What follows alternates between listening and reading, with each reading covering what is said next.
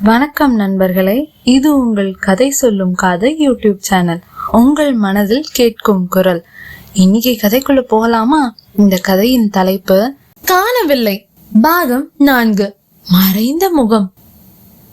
அந்த வேர்ஹவுஸில் காணப்பட்ட அந்த வெளிச்சம், அது அருண் என நினைத்த சக்தி. ஆனால் உண்மையில் அது வேறொருவர்.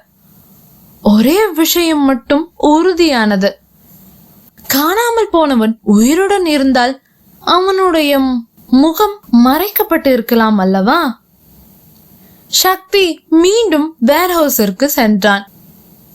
மீண்டும் அந்த கதவு கிரிச்சிட்டு திறக்க சக்தி வேகமாக அந்த வேர்ஹவுஸ்க்குள் நுழைந்தான்.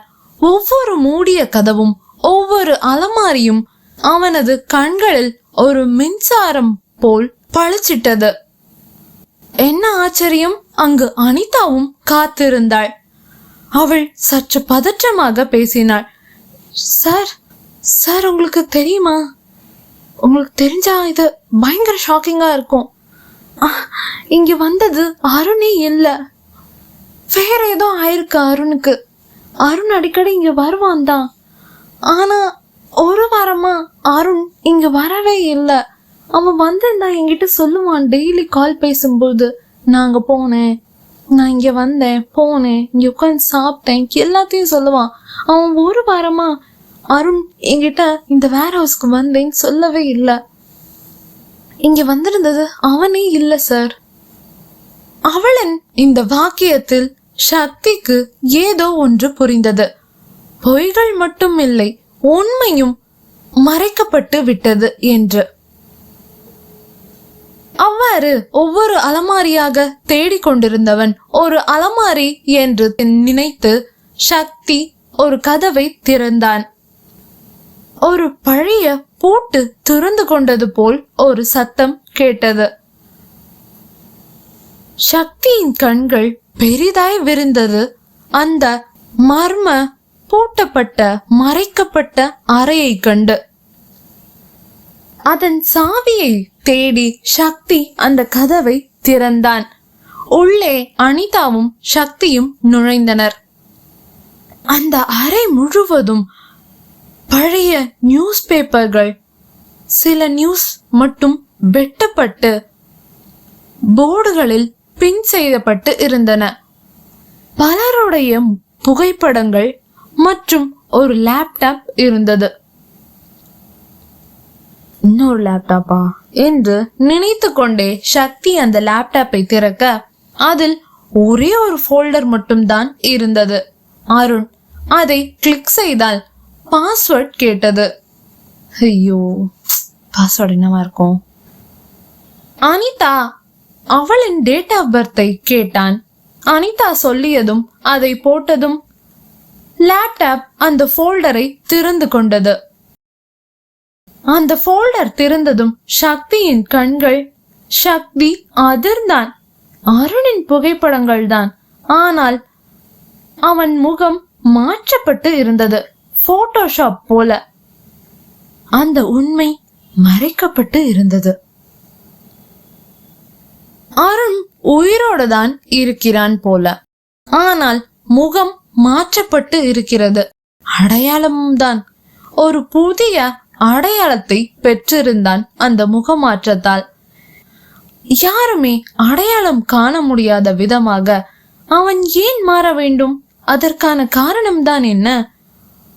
ஒரு பழைய வணிக சண்டைக்காக, ஆபீஸில் ஏற்படும் தினசரி பிரச்சனைக்காக ஒருவன் முகத்தையே மாற்றிக்கொள்வானா? அனிதா குழப்பத்துடன் பேசுகிறாள். சார், அவன் அருண் முகத்தை மாத்திக்கிட்டானா? குடும்பத்துல ஒரு பர்சனல் ப்ராப்ளம் இருக்குன்னு என்கிட்ட சொல்லிக்கிட்டே இருந்தான். ஆனா நான் தான் அவசரத்துல அன்னைக்கு கால் பேசும்போது ஏதோ ஃபேமிலி ப்ராப்ளமா இருக்கும், ஆரம்பிச்சா 1 ஹவருக்கு பேசுவான்னு சொல்லிட்டு எந்த இதுவும் வேண்டாம், சரி சரி எல்லாம் சரியா போயிடும்னு சொல்லிட்டு டக்குன்னு போனை கட் பண்ணிட்டேன். இப்போ அது பெரிய தப்புன்னு இப்பதான் சார் எனக்கு புரியுது. என்ன சார் ஆயிருக்கும் அவனுக்கு? இது அருண், இது அருணா இல்ல வேற யாரோட போட்டோவா? இல்ல அருணை கொலை பண்ணிட்டு இந்த படத்துலலாம் வர மாதிரி வேற யாரோ அருணாக மாற ட்ரை பண்றாங்களா? இல்ல, நான் அப்படி நினைக்கல என்று அனிதா கேட்கவும் சக்தி பதிலளித்தான்.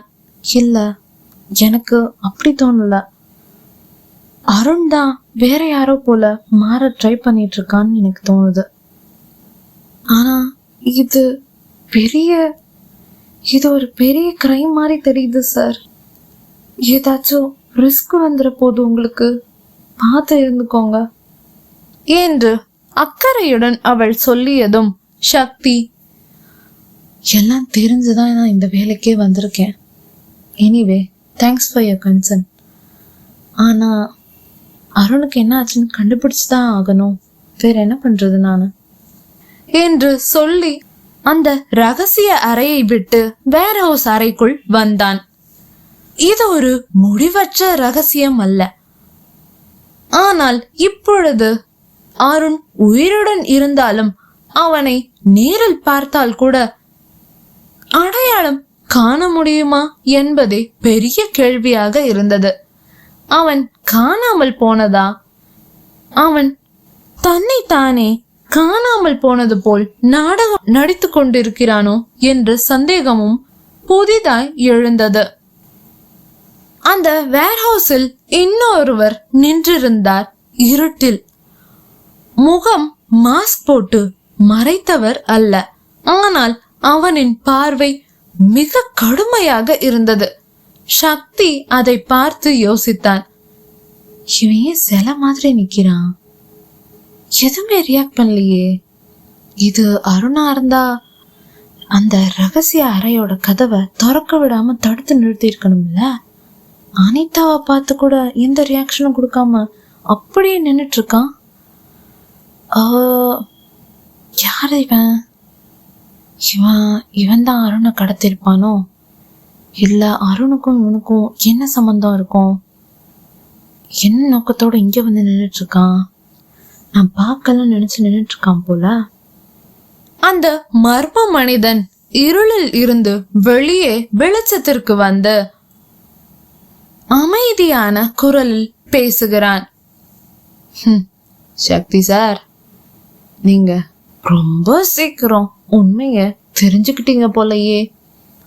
வெரி ஸ்மார்ட் தான். ஆனா அது கொடுக்க போற பின் விளைவு உங்களுக்கு இல்ல, யாருக்குமே பிடிக்காது. உங்களையும் காணவில்லை போஸ்டர் அடிச்சு ஒட்டதான் போறாங்க. பாவம் உங்க குடும்பம். அந்த வார்த்தைகள் சக்தியின் முதுகு தண்டை ஜில்லிட்டு பயத்தில் உறைய வைத்தது. அருணின் காணாமல் போன வழக்கு சாதாரணமானது அல்ல என்று நாள் ஒன்று முதலிலேயே உணர்ந்திருந்தான். ஆனால் அது உயிருக்கு ஆபத்தில்லை, அவன் குடும்பத்தையே அழிக்க வல்லது என்று அவன் அன்று அறிந்திருக்கவில்லை. இந்த சுவாரஸ்யமான வழக்கில் இப்பொழுது இந்த வேர்ஹவுஸ் இருட்டில் சக்தி நினைத்தான். அருணோட அம்மா, அக்கா, ஃப்ரெண்ட்ஸ் யாருக்குமே உண்மை தெரியல. ஆனாலும் உண்மை மறைஞ்சா அப்போ எல்லாருக்கும், அருண் மட்டும் இல்ல, அருணோட ஃபேமிலி, அவனோட ஃப்ரெண்ட்ஸ் சர்க்கிளும் சேர்த்துதான் ரிஸ்க்ல இருக்காங்க என்று அவனுக்கு மனதில் மின்னல் போல் ஒரு எச்சரிக்கை மணி ஒலித்தது. சக்தி, நான் உண்மையை வெளிச்சத்துல கொண்டு வந்தே ஆகணும். எவ்வளவு சீக்கிரம் முடியுமோ அதை அவ்வளோ சீக்கிரம் கண்டுபிடிக்கணும். ஆனா இது அதற்குள்ள வேற யாருக்கும் எதுவுமே ஆயிடக்கூடாது. சக்தி அந்த வேர் ஹவுஸில் உள்ள மேஜையில் இருந்த டைரியில் கிடைத்த காகிதத்தில் குறிப்பிட்டிருந்த குறிப்பில் எழுதியிருந்தது, அருண் உயிரோட இருந்தா அவனை நேர்ல பார்த்தாலும் உங்களுக்கு தெரியாது. நீங்க யார நம்புவீங்க? அருணையா, அருண் மாதிரியே இருக்க இன்னொருத்தனையா? எந்த முகம் கொண்டவன் உண்மையாக அருணாக இருப்பான்? யாரின் பொய் வலையாக மாறி உண்மையை மறைத்து நிற்கிறது என்பதை பாகம் 5 இதே சேனலில் இதே நேரத்தில் அந்த இருளின் நிழல்கள் வெளிச்சமடைவதை காண்போம். நன்றி.